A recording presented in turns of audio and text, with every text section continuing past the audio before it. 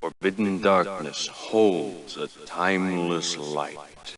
Ah, that's intriguing. I love when games start like this. Maybe I need to find a magical item. Or perhaps I can speak with a local shaman or priest and they perform an ancient ritual and give me an artifact.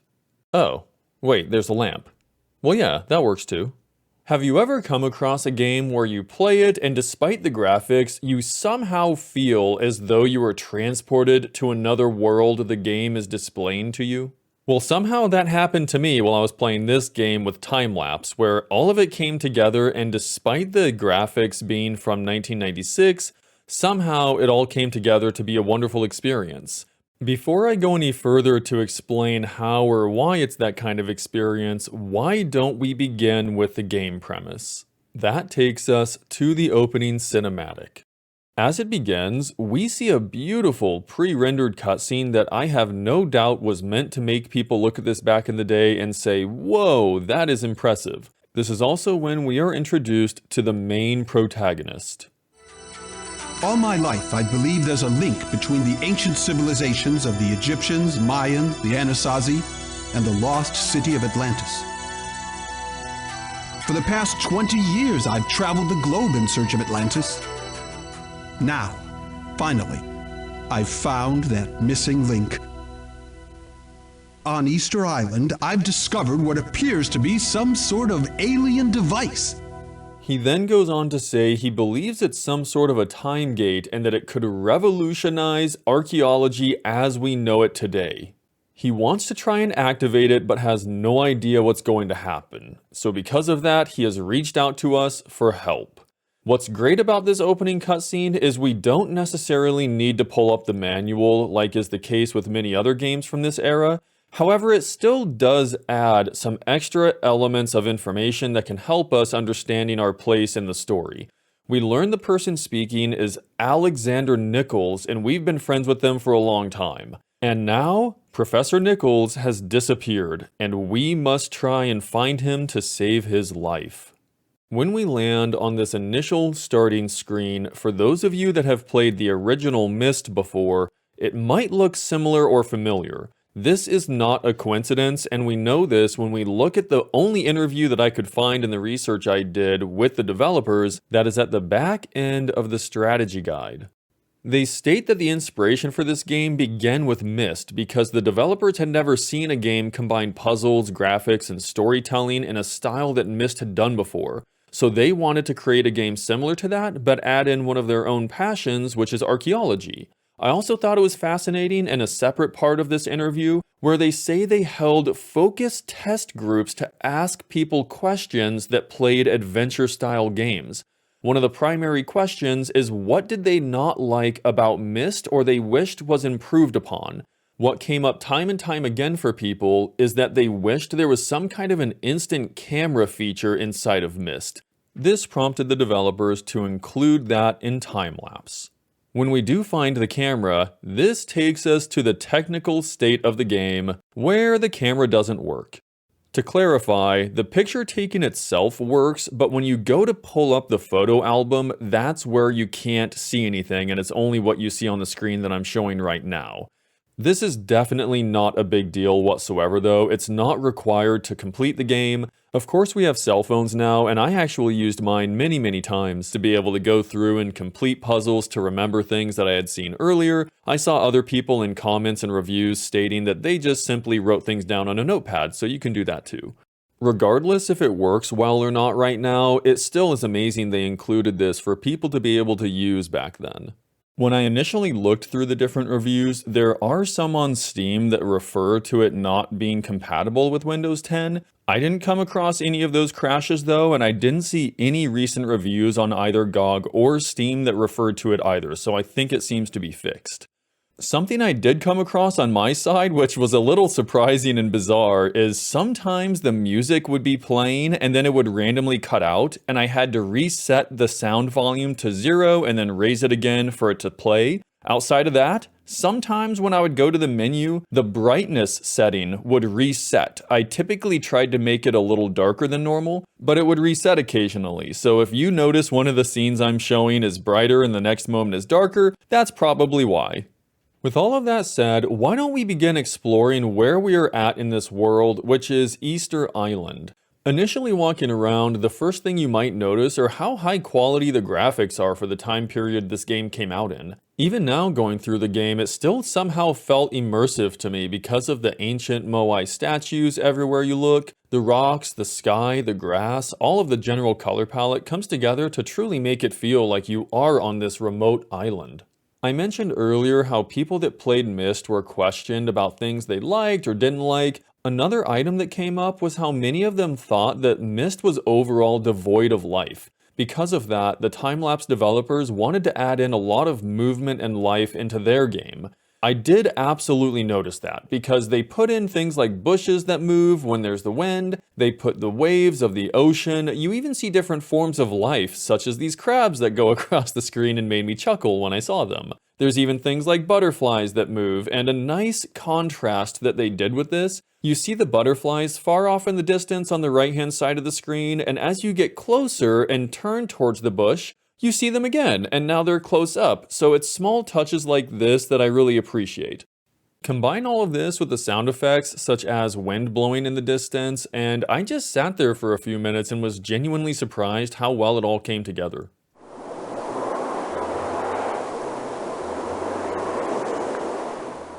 The music here is also fantastic and sets the tone based on where we find ourselves currently.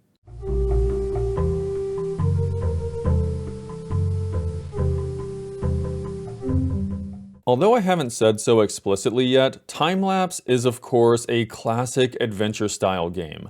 You wander around the world finding every possible clue that you can in order to use that to solve future puzzles and also advance the story.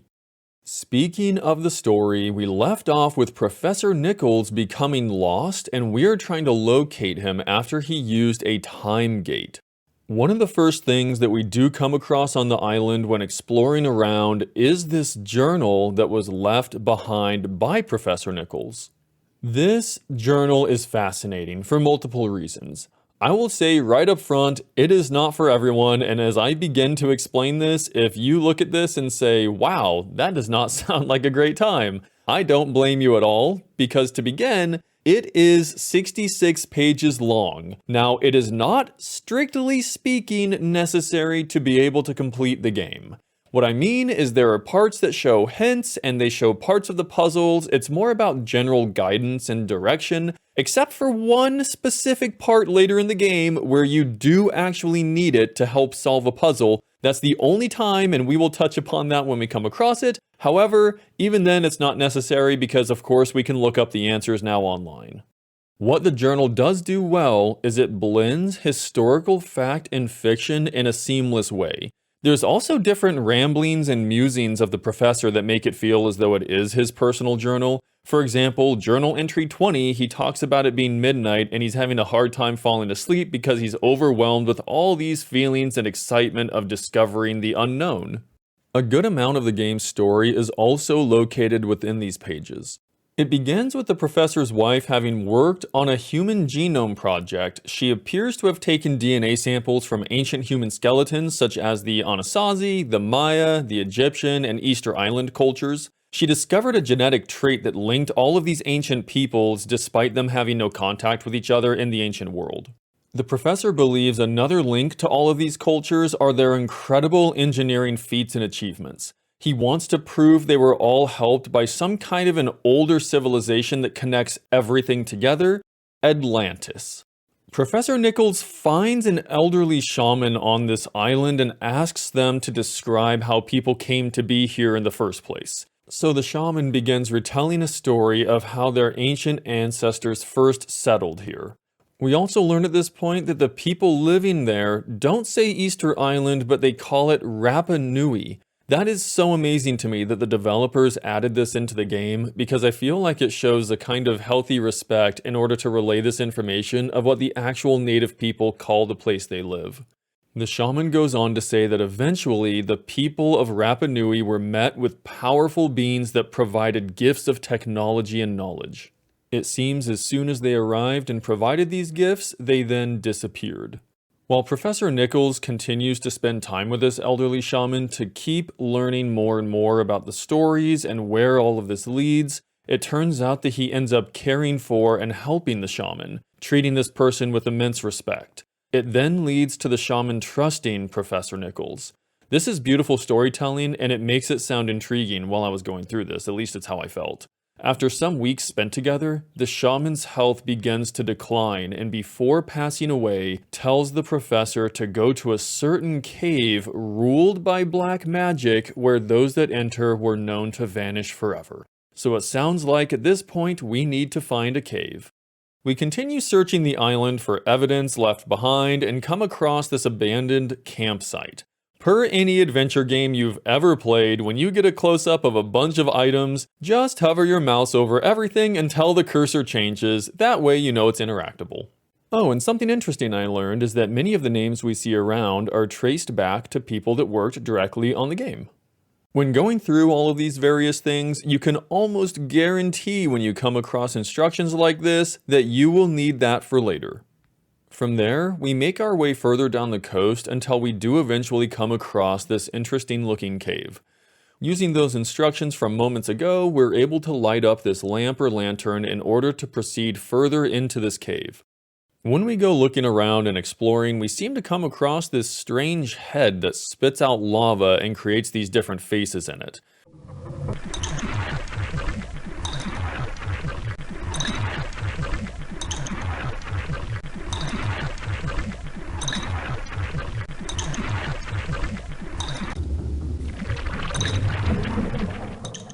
We need to use those faces to match the hands on the statues behind us. This process is somewhat time-consuming because you have to change the eyes to match the face, and then you have to match that face to each hand. Be sure that you don't put it in the wrong place as I did in this clip, else you have to start by creating the masks again. Once we get past that puzzle, the way that this next cave wall disintegrates into the next area was done exceptionally well, and it looks great.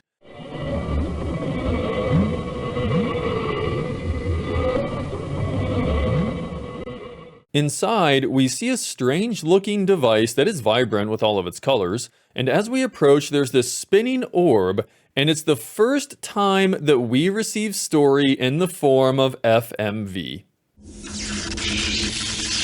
Thank God, you've come at last. My situation is desperate. I'm trapped, imprisoned in this timeless dimension. You must have found my journal, my camera. Did you see the photographs I took? They're few, I know, but study them. They prove the wondrous discoveries I made are real, and far beyond even my wildest dreams. This won't be easy to understand. I don't fully comprehend it myself, but this device is a transportal, a gate through time itself. I learned to travel freely among these ancient worlds, and so can you. So we need to use this time device in order to travel through it and find and rescue the professor through various lands. Alright, well before we do that, I did look up to make sure I wasn't missing anything in this current world. I did find a small extra that I thought was funny because the game takes itself seriously from the archaeology standpoint and the blending of fact and fiction, but then it adds something extra that shows us they don't take themselves too seriously. As you see, I did some backtracking to this area, and if you hold the control button down and click on this specific Moai statue, it begins to walk away after it puts its nice little hat on. This is the only time in the game you actually need to hold the control button down in order to interact with something, so I imagine they put it in to have a nice, silly added thing that's lighthearted. We make our way back to the transporter, click the leftmost button which activates the portal for Egypt to find out what that land has in store for us next.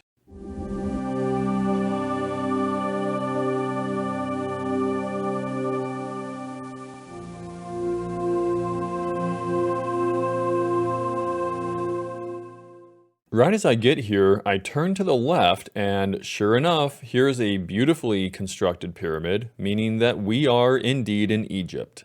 I turn one more time and the first thing that came to me is, wow, this is so pretty. I can't believe all these colored hieroglyphs. We move closer and interestingly, the pool of water talks to us. Glory to the wind, for it is her breath that escorts you across the Nile. It sounds like it says, "Glory to the wind, for her breath carries you across the Nile." I thought this might mean we need to find a body of water and then go across it. It is interesting that now the game is leaning more into that advanced technology aspect where we have no idea how this thing just appeared before us. When we take a closer look, there's this ship symbol in the middle, surrounded by some other symbols that seem important. It's best if we take note of this for later. Walking around, I couldn't find anything about the professor's journal as I assumed that it had to be somewhere on the ground. It wasn't until I opened it up again that then I saw it was updated and it included all the information about Egypt now. Professor Nichols writes how everything seems it was constructed just yesterday and that it looks like we've traveled back to Egypt at the peak of its ancient civilization. He notes that everything looks as it was 4,000 years ago before he was born. But strangely, there's not a living soul that he can find around, at least not on this side of the river. He does make note of a structure on the other side that he intends to go towards. The professor also drew a note about a pool of water and the symbols that we saw within earlier. He also says that he's able to use a boat to be able to cross, and that it must be released with some kind of locking mechanism. This is great because it tells us exactly what we need to do next. The reason I bring up this puzzle and mention it in the first place is because it truly struck me how the developers tried to come up with something that seemed authentic to the time period they were representing. They do this by having us gather certain amounts of buckets of water in order to be able to utilize a pulley system that then has weight to it to be able to release the gate and have the boat go freely across the water. This came to me like it wasn't a random puzzle they tried to come up with, but more that they specifically made it well thought out to theme it around the experience we're having in this ancient land. When we begin crossing the water, we see a gorgeous looking temple off in the distance, and it's great that the way they did this is not that it's somewhere off in the distance and it's pretty to look at, but you can't go up to it. That is exactly where we are headed, and we get to see it up close. After we're done admiring the temple and also all of the water and the scenery surrounding us, we come across a crocodile.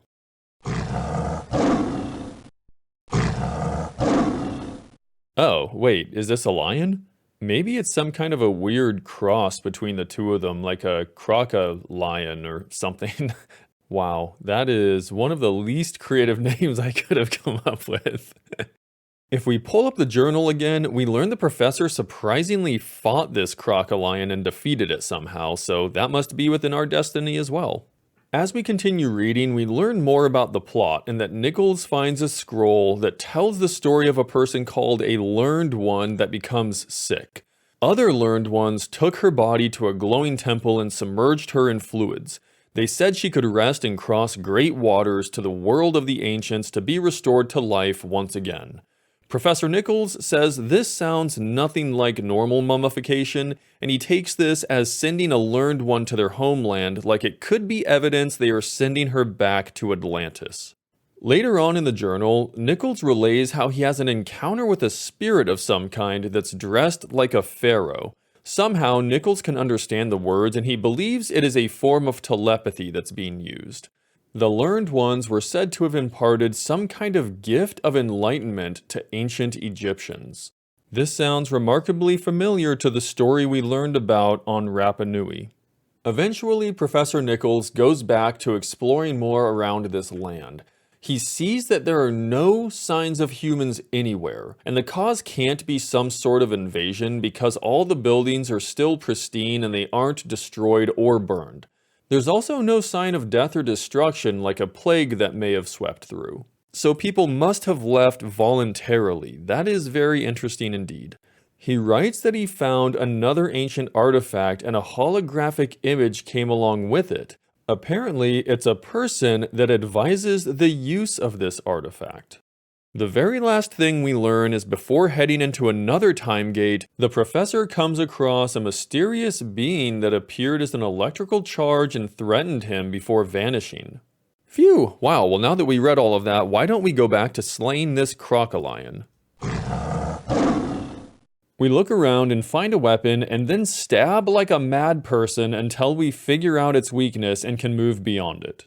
We can now explore probably one of my personal favorite spaces in the entire game.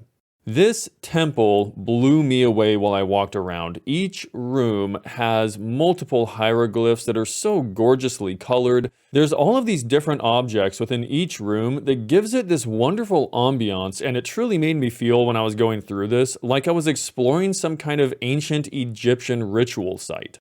There is a specific puzzle in this location where we are required to learn some of the ancient Egyptian numeral system.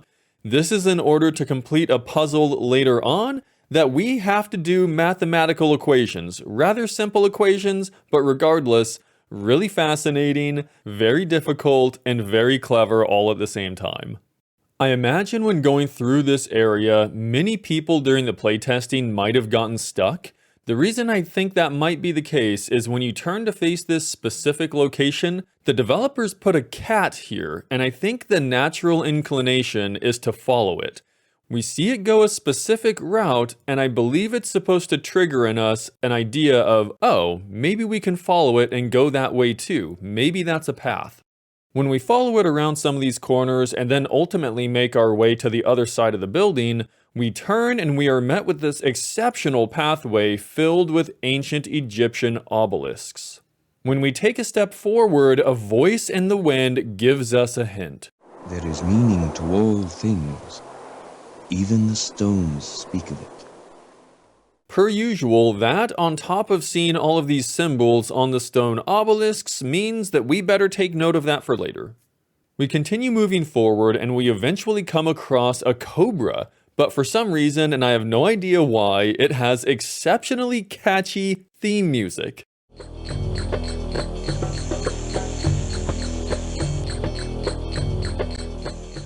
We do some more puzzle solving, receive a magic crystal, and then proceed to use it on this cobra. Did you think that was difficult?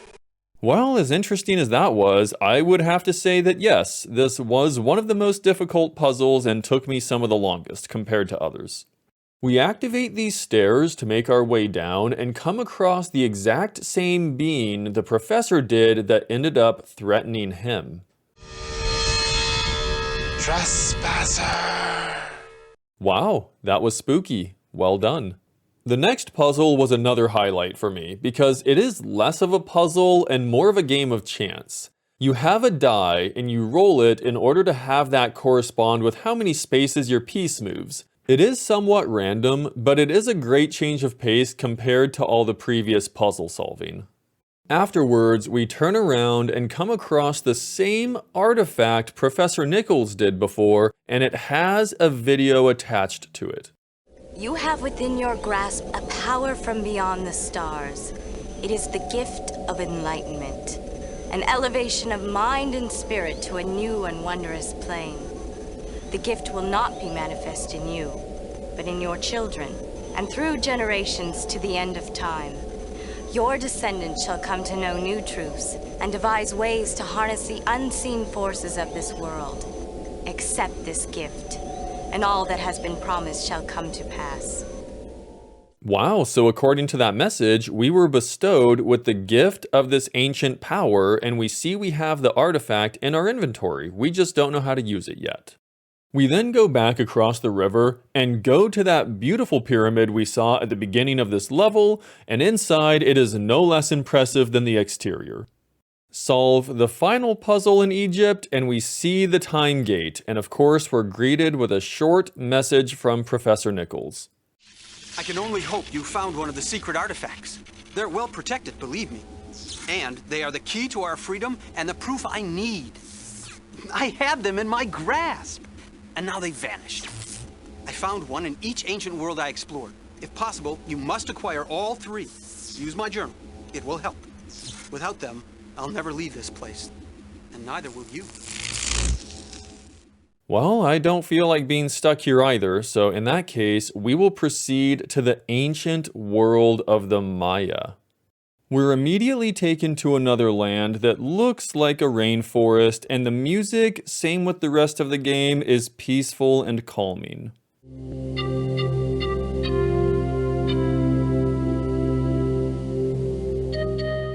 While I can honestly say, after having gone through that lush jungle, I did not expect to end up on this perfect-looking beach.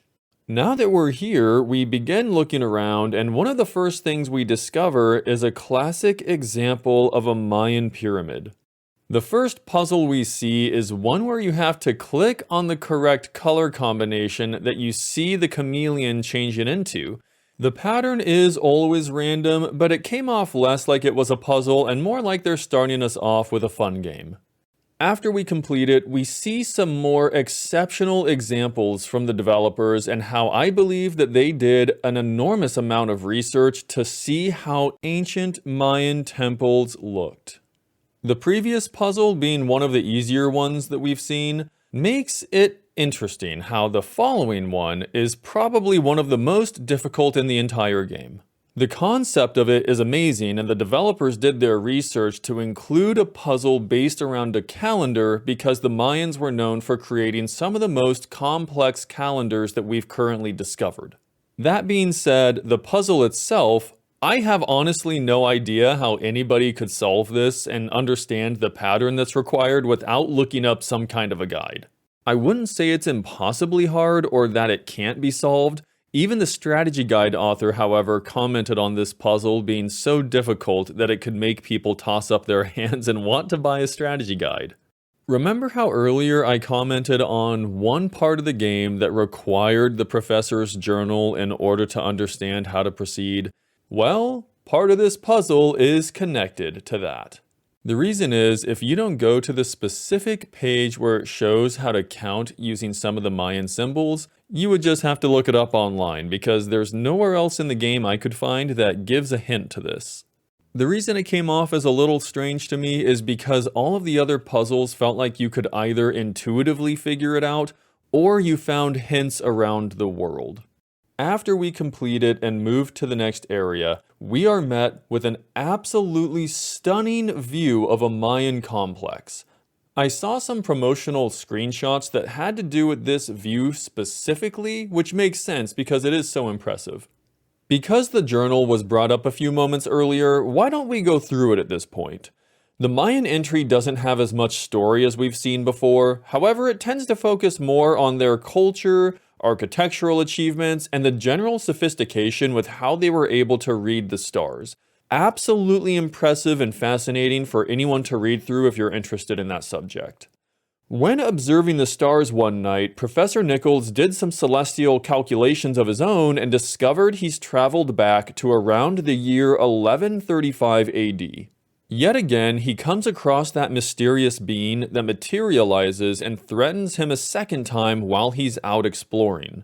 After the being disappears, Nichols explores further and strangely finds that again, no people are in this land either. It's completely empty of humans wherever he looks, but there does seem to be evidence of a sudden departure. He also stumbles upon another vision, this time of a Mayan priest that retells the creation myths of their people. More gifts from the gods that Nichols says must be from Atlantis. He theorizes the Mayan, Egyptian, and Anasazi civilizations all share a commonality of having a rapid ascent, and the people from Atlantis must have helped with this. This is a great stopping point for us to now go around ourselves and see if we can find that next ancient artifact in this land. We head down the stairs, turn to the right to find a temple that is adorned with human skulls. This is aptly themed because there's a puzzle inside with a skeleton that needs to be reassembled. Once it's completed, we can grab that gem, turn around, and then put it into the middle of this circular area. We're then treated to a Mayan mythology story. Itzamna appeared as a blinding light atop our temples and was seen in all our city-states at once. He summoned us to climb to the light and be transported to our blissful reward. But many feared that they would be sacrificed upon the high altars and fled and hid among the jungle vines. Our learned brethren knew not this fear, and so climbed the steps and saw that the steps did not end, but became a stairway to the heaven. Ah, that's interesting. So we have another example of a culture where people were led to the heavens by an advanced being. Let's continue with the other temples and solving puzzles to get to the bottom of what's happening. After a small game of rock, paper, scissors, we're able to have this bridge reassembled to cross it and then see the jungle that's waiting for us on the other side. This is a great change of pace because we began on a beach and now we are going to the official jungle. One thing I noticed while walking through here is I had the music turned off so I could hear everything else that was happening, and I noticed eventually that it was dead silent. And it wasn't until I went to the menu and then decided to turn on the music that you hear the jungle sounds.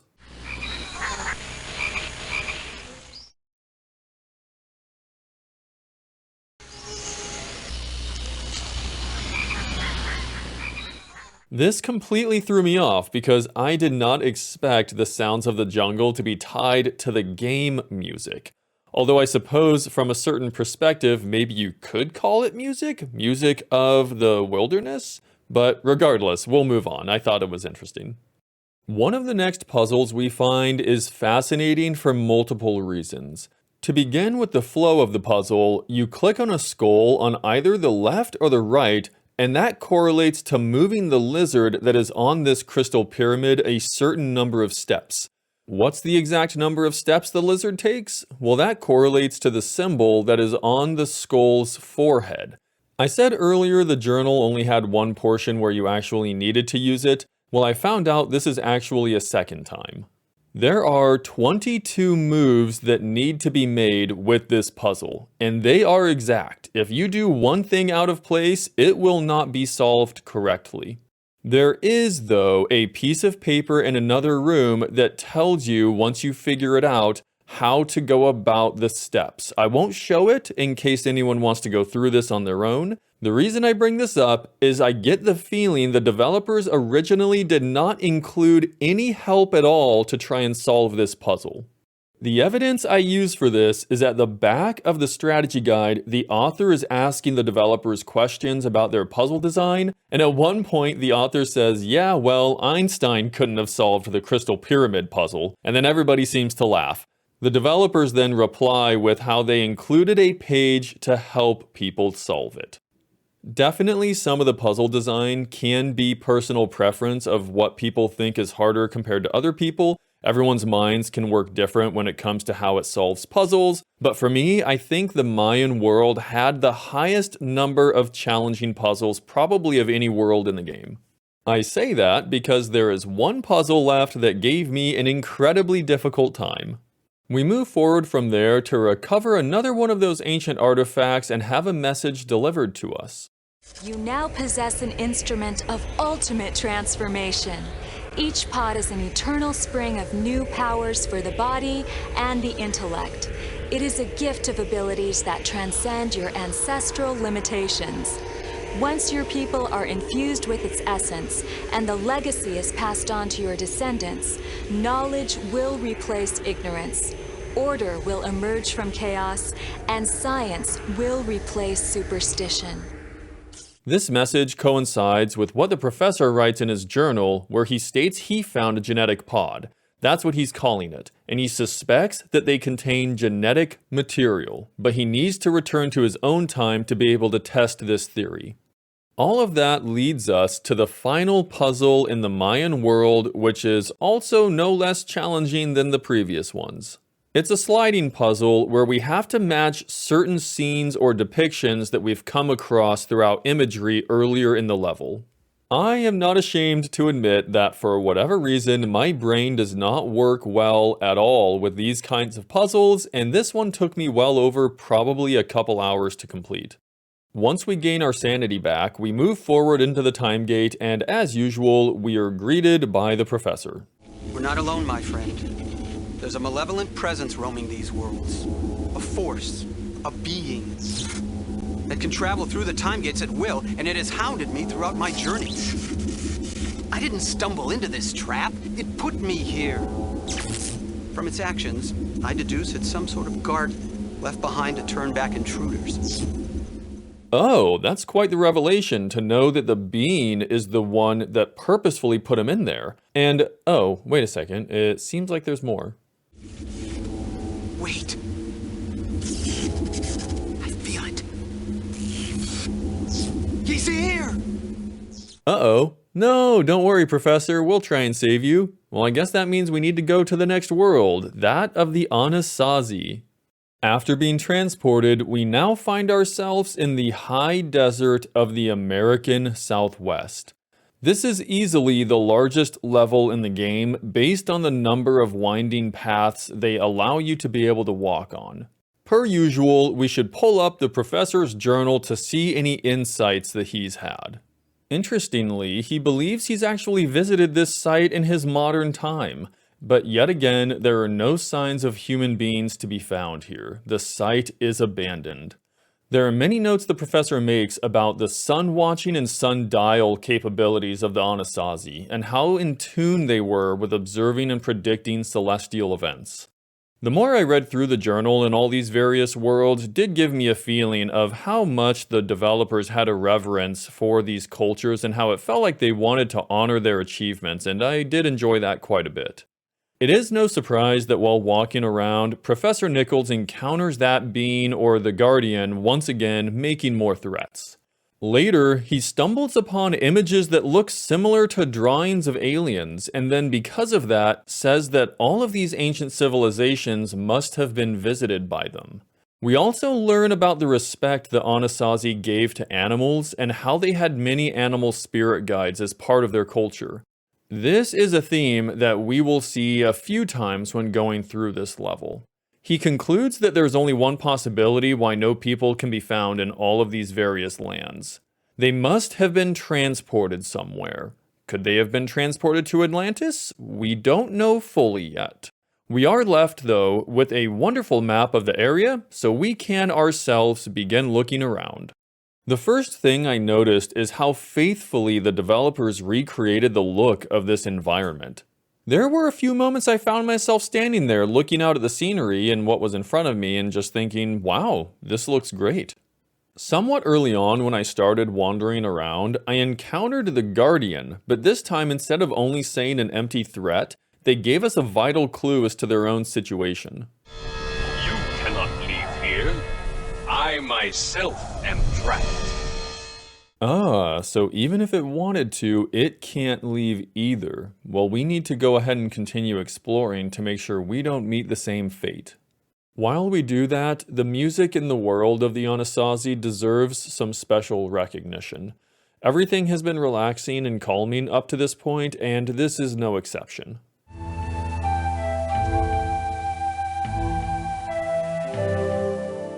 What makes this unique is the developers put in a song created by Native Americans. That's a beautiful thing, and it makes it feel immersive while honoring the culture at the same time.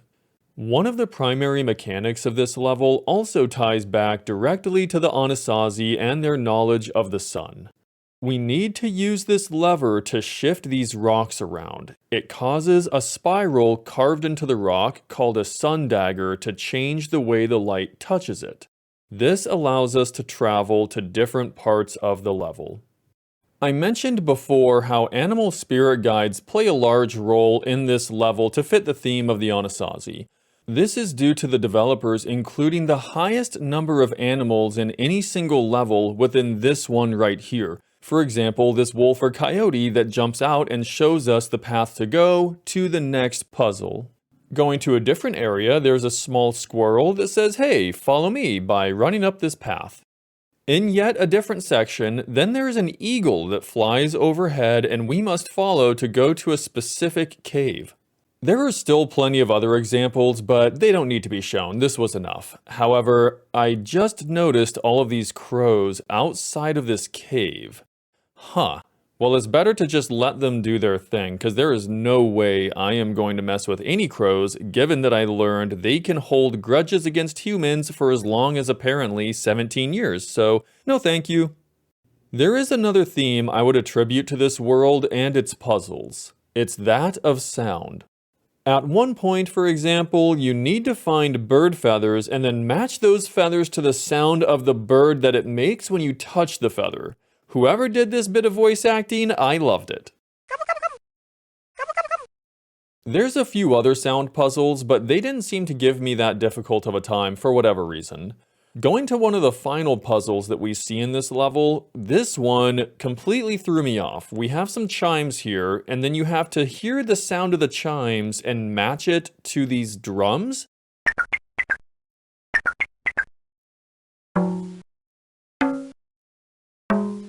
It was at that point that I realized I have no ear for music. We move on to receive one of those gene pod artifacts, and as usual, receive a video message along with it.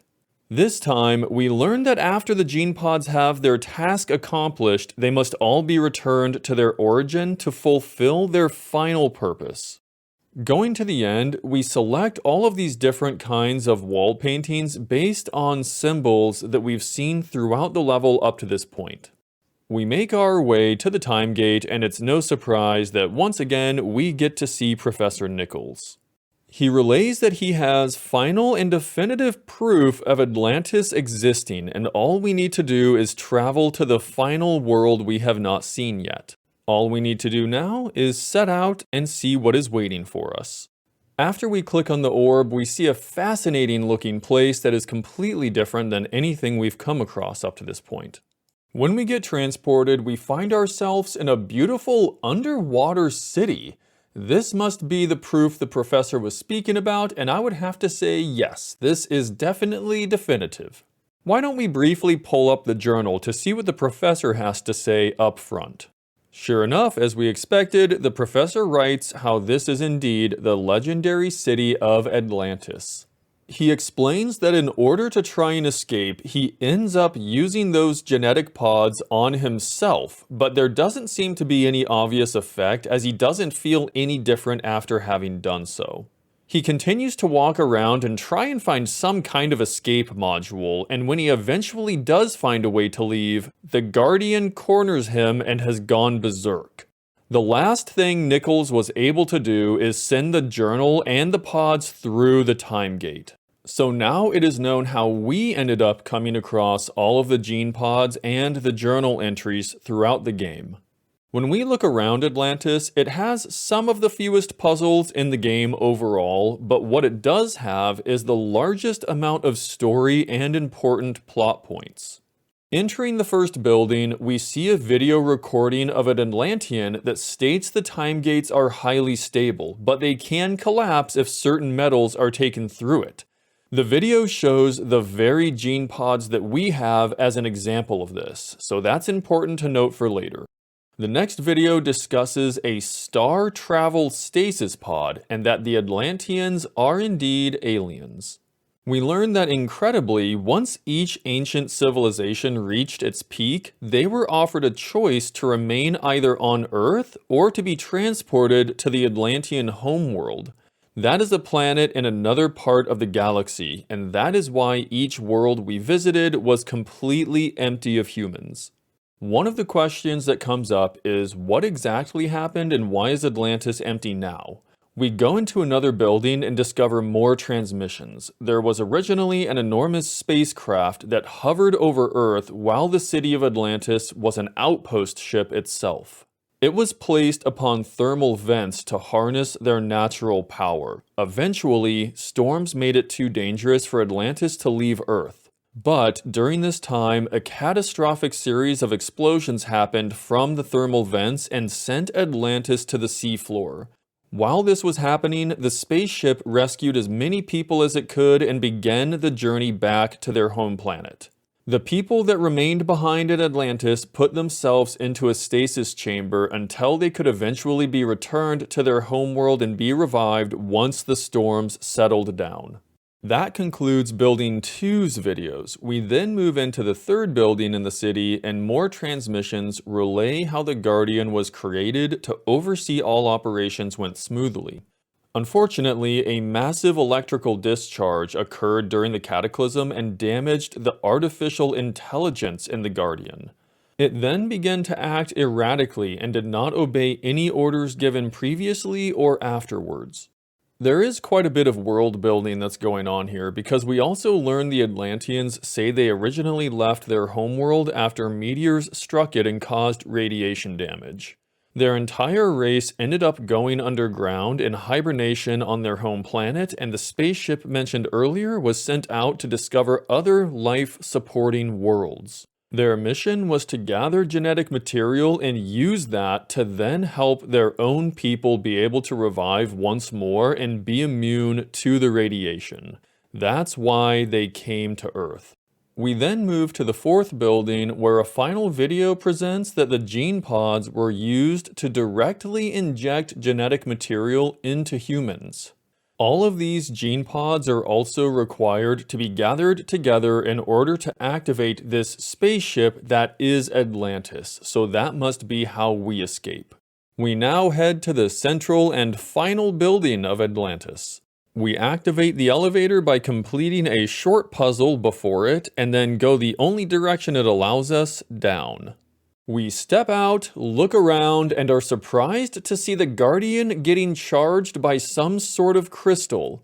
Now, we aren't actually surprised, because earlier in the journal, the professor does relay this exact scene for the benefit of us to know about. Professor Nichols states that the Guardian requires a recharge after a certain amount of energy expended.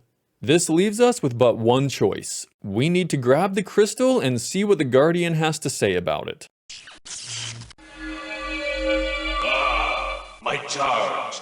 Resume my charge. Return the crystal now. Why did you take my life-giver? Come, where you can do no harm. Those voice lines are perfect, because there's something with the intonation and the lack of emotion that just cracked me up. While we wait here listening to what the Guardian has to say, this is the only section in the game that is timed. If you wait too long, the Guardian will catch you. And that is true whether you wait down here, whether you go to the elevator and then walk back out, or when you go upstairs and take too long when solving puzzles. Interestingly, this is when we come across one of the game's endings in this newspaper article that says in the year 2058, Atlantis was found. And yes, this game has multiple endings. We will cover those as we see them. This is also the only time in the game where I found that you can get a game over message and screen. In that regard, the developers were forgiving in not setting up multiple situations throughout this playthrough to have that message pop up. Loading the last save game, which, by the way, highly suggest you do that before grabbing the crystal. We rush upstairs, knowing the Guardian will soon be after us. We solve the last couple of puzzles, and in a complete twist, we see the first and only first-person shooter sequence in the entire game. You can shoot the Guardian over and over and over, and nothing seems to happen other than it gets pushed back. But you don't have to kill it, you only have to trap it, specifically inside one of those stasis pods. The developers themselves comment on this sequence, stating they hoped that Doom-style Twitch gamers would be enticed to think they have to kill the Guardian. This fits perfectly because I didn't know it going into this, but I just came away from finishing and playing Heretic. So yep, they got me with this one. Because we're at this point and now basically at the ending of the game, it would be best if we go through all of the endings available in Timelapse. The first ending we'll cover takes us back to the stasis pods where we can put ourselves in it. After the Guardian makes fun of us, we see a newspaper article that doesn't mention anything about us, but says the city is eventually found, and as expected, Professor Nichols is missing.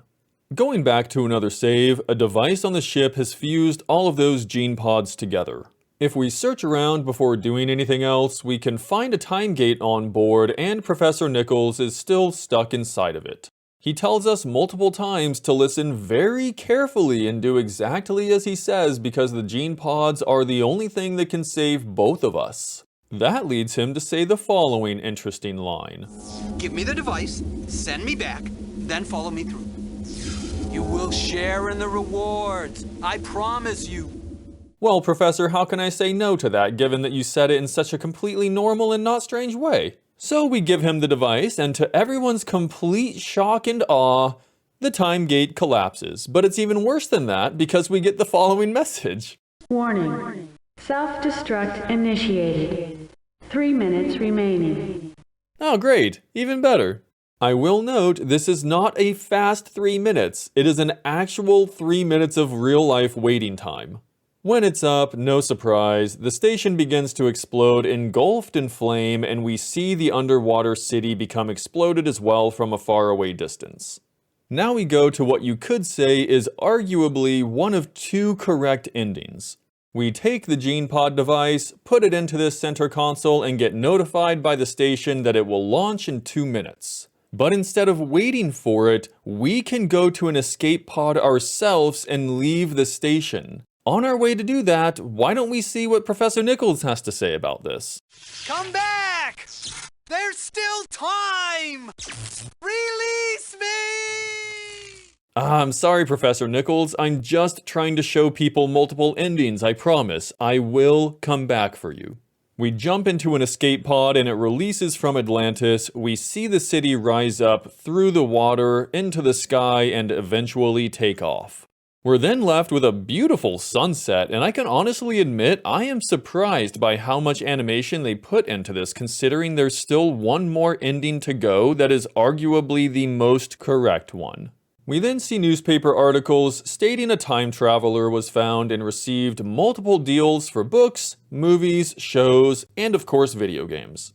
Going to the last ending means that we stay on board the ship as it takes off instead of leaving it.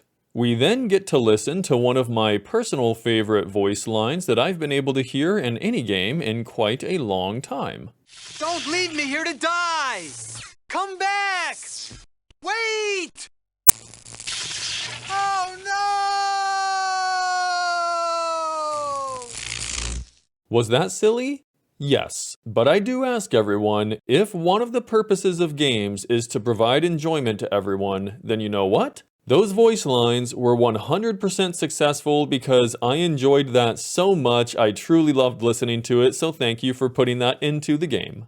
This time when the ship blasts off, we see it from the perspective of being inside of it and go through some kind of space portal to another planet. A message appears on the screen that shows the Guardian had their AI repaired by the Stasis Chamber's automated medical system. It ended up helping us and the crew with being in stasis pods for the remainder of the journey. The game ends with two tantalizing screens, one that says the adventure continues and one that shows the name of a game never released, Timelapse 2: The Home World. Although the story isn't necessarily groundbreaking, it does have a lot more to the plot than I was initially expecting going into it. And the narrative followed a clear path at least, and the real highlight for me was the blend of that archaeological fact with science fiction. This would be a good time to discuss the strategy guide, at least briefly, because I did use it frequently throughout the playthrough of the game. To begin, it has a brilliant layout. The first part is a general hint section that contains minimal spoilers for anyone that doesn't want the step-by-step walkthrough of each puzzle. The second part of the guide contains all of the in-depth information that you'd expect. Outside of the information being spot on and helpful in itself, this guide is completely beautiful. Every single time I went through it, I looked at each page because it has all of this gorgeous artwork, and in case you haven't noticed yet, almost every page has some kind of sketch or artwork included on it. Even look at the introductory pages to each level. We see all of these gorgeous statues or something with Egypt, so pretty regardless of any page you go to. Add all of this to the author's sense of humor, and this book has a wonderful character to it. It's no surprise given it's written by Rick Barba, a prolific writer of well over 100 books, and it's not laugh-out-loud funny humor, but it's simple, like here on page 43, with a comment about a puzzle that has levers and says, "What self-respecting puzzle wouldn't have a lever?" Another example is on page 189. They say a picture is worth 1,000 words, but this one has no color, so words are necessary. This guide is all around fantastic and high quality. Since we're looking at physical media already, I have to comment on the box. It has a nice layout and provides a good assortment of screenshots to showcase the worlds in the game. Of course, I have to open the box flap that's on the front as well, because we get to see some more detail about the game in there as well. If we go inside of the box, there's the manual, but there's also this colorful CD case with even more colorful CDs inside. Each one is themed based on those gene pod artifacts, except the blue one, that is based on Atlantis. The last thing to bring up is some closing comments, and what better way to do so than by playing the most 90s credits you could ask for. This experience was such a pleasant and charming surprise. There were many parts of the game when I went through that I could feel the passion and the intention of the people behind it. Both the story and the plot are intriguing as you try to discover what happened to Professor Nichols and at the same time all of these ancient civilizations. The sheer amount of research the team must have done was absolutely evident in the way they depicted everything, not only from within the levels, but in the journal as well. If anyone watching right now happened to have taken part in either the game or the strategy guide, thank you for all that you did, because I had a great time going through both of those. And of course, I appreciate everyone for joining me on this fascinating adventure game. If you have any suggestions of what you would like to see, please let me know down below, because I do read through all the comments. With that, thank you all so much for the support, and as always, I wish you a great rest of your day, wherever you are.